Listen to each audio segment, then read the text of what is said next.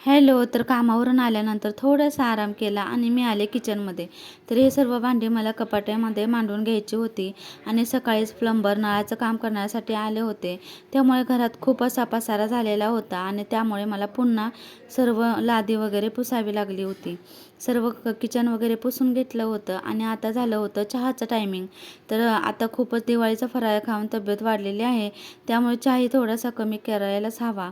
पण काही तो काही सुटायचं नाव घेत नाही. चहाही ठेवून झाला होता. चहा उकळेपर्यंत मला ही कपडे ठेवायची होती आणि कपडे कपाटामध्ये ठेवून दिली. त्यानंतर चहाही घेतला होता. तर या चहा प्यायला. त्यानंतर मला वेदूला स्कूलमध्ये घ्यायला जायचं होतं आणि मी त्यासाठी स्कूलमध्ये गेले होते.